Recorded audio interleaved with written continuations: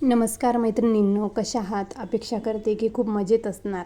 तुमचं आपल्या happy home with Sonali या यूट्यूब चॅनलमध्ये खूप मनापासून स्वागत करते. रोजच्या दिवसाप्रमाणे आजच्या दिवसाची सुरुवातसुद्धा खूप छान झालेली होती, पण थोडा ब्रेक घेतला. दुपारच्या विश्रांतीनंतर हा ब्लॉग चालू करत आहे. तर दुपारी 4 वाजलेले आहेत. चहा ठेवला आणि त्यासोबत आपण दुसरं कामसुद्धा करायला घेऊ शकतो. तर मी चहा ठेवला एका साईडला आणि दुसऱ्या साईडला दुसरं काम करायला घेतलं, ते म्हणजे ऑइल रिफिल करून घेणं. तर बघा, हे सुद्धा आपल्याला नंतर कंटाळवाणे वाटते आणि हे ऑइल रिफिल करायचे राहूनच जाते. तर आपण एकाच वेळेला 2 कामं करून घेऊ शकतो. आणि ज्या अशा छोट्या तोंडाच्या बॉटल्स असतात त्याच्यामध्ये तेल किंवा ऑइल रिफिल करणं खूप अवघड जातं. त्यावेळी असे सिलिकॉनचं आपल्याला फर्नल खूप यूजफुल होतं आणि ह्या फर्नलमुळे खूप चांगल्या पद्धतीने आपण ऑइल रिफिल करून घेऊ शकतो. आणि ह्या काचेच्या बॉटल्स मी 200 रुपयातच मेशोवरनं मागवलेल्या आहेत.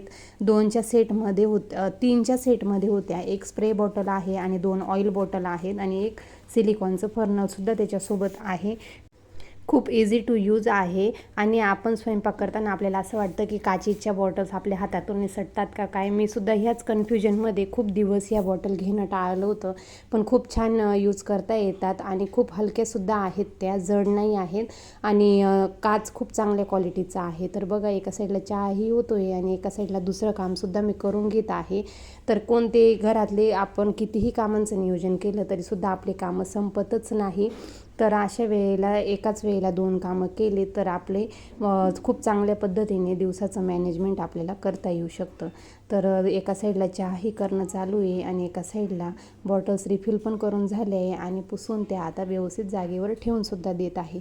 तर तुमच्यासोबतही असंच होतं का की एखादं काम पेंडिंग पडलं की ते एकाच साईडला पेंडिंग पडून जातं आणि त्याकडे नंतर लक्षच दिलं जात नाही? तसंच काहीसं माझं होतं आहे.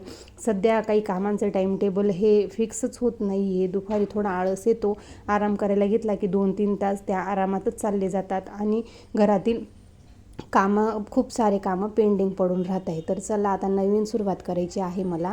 आता कामांचं शेड्यूलसुद्धा मी बनवणार आहे आणि ज्या पद्धतीने मी तुम्हाला प्रत्येक वेळेस व्हिडिओमध्ये सांगत असते की रोजच्या कामांच्या व्यतिरिक्त एक कोणतं तरी काम, एक्स्ट्रा काम आपण दिवसभरातून केलंच पाहिजे, तेव्हाच आपलं किचन हे क्लीन राहतं. तर हाच फॉर्म्युला जो मी तुम्हाला सांगत असते तोच मला आता अप्लाय करायचा आहे. मलासुद्धा एक एक्स्ट्रा काम आता दिवसाला करायचंच आहे कंटिन्यू, तेव्हाच माझं घरसुद्धा क्लटर फ्री राहायला मदत होणार आहे. तर हे रामफळ गावाहून येताना आणलेलं होतं, पण ते पिकतच नव्हतं अजून. पेपरमध्ये गुंडाळून बाजरीमध्ये ठेवलेलं होतं, तर ते मी आत्ता काढलं. थोडंसं कच्चं आहे, रियांशला आत्ताच खायचं होतं म्हणून ते बाजूला ठेवून दिलं. त्याच्यामुळे तो नाराज होतो आहे आणि मी तुम्हाला आत्ताच बोलली थोड्या वेळापूर्वी की खूप दुपारी 1 तास किंवा 15 मिनिट आराम करायला घेतला की असं करता करता 2-3 तास कुठे निघून जात आहे ते कळत नाही आहे आणि कामं पेंडिंग राहत आहेत. तर रोज घरं झाडणं, पुसणं हे होतच असतं, पण हा जो माझा कॉर्नर आहे ना, हा जरा क्लटर जमा व्हायला लागलं आहे तिथं. तर त्याच्यामुळे मी त्याच्या टेबलच्या खालचं सगळं सामान हे टेबलावरती ठेवलं.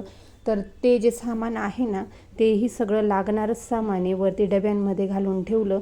तर परत परत काढावं लागेल म्हणून मी वरतीच राहू दिलेलं आहे. तर त्याच्यामध्ये पापडाची डाळ वगैरे असं सामान आहे. तर आता उन्हाळाही चालू होईलच, आता ते लागेलच. पापडही करून आणायचे, तांदूळ नवीन घेतलेले आहेत तेही भरायचे आहेत.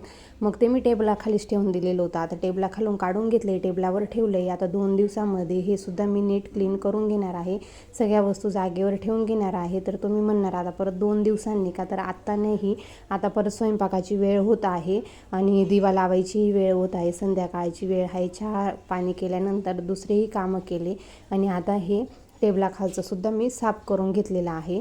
असं केल्याने काय होतं ना, आपण एका साईडला जर वस्तू काढून ठेवलं की आपल्या डोळ्यासमोर असलं की हे कामं आपले पेंडिंग आहेत, तर ते कामंसुद्धा लवकर करायला आपली सुरुवात होत असते. नाहीतर काय होतं, डब्यात ठेवलं गेलं की मग त्यानंतर आपल्या लक्षात राहत नाही. पण अशा वेळेला काय करायचं की डायरीमध्ये नोट करून घ्यायचं की आपले कोणकोणते कामं पेंडिंग आहेत असं.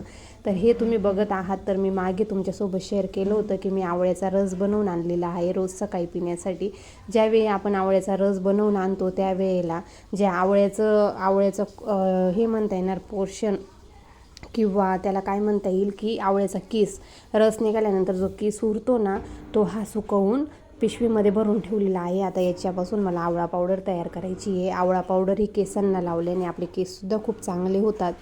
तर त्याच्यामुळे आता ही आवळा पावडरसुद्धा घरीच तयार करायची आहे. आवळ्याचा केस सुकवून घेतलेला आहे. आता उद्या मी दळून घेणार, तेही मी तुमच्यासोबत शेअर करेलच, पण आत्ता नाही दळत, कारण की आता स्वयंपाकाची वेळ होते आणि घर आता आधी क्लीन करून घेते, मग स्वयंपाकाला मी सुरुवात करणार आहे.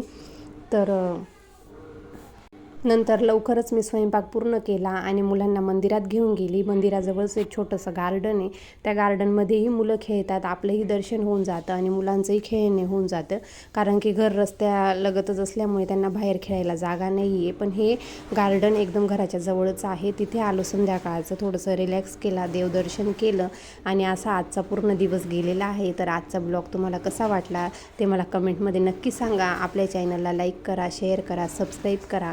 चला भेटूया पुढच्या व्हिडिओमध्ये, तोपर्यंत काळजी घ्या. नंतर अंधार पडला, घरी आलो. घरी आल्यानंतर सुद्धा आराध्यामध्ये इतकी एनर्जी कुठून येते तेच समजत नाही. आता ती खेळूनही आली, थकूनही आली, तरी घरी आल्यावर अशी प्रॅक्टिस चालू आहे. चला भेटूया नंतर, बाय.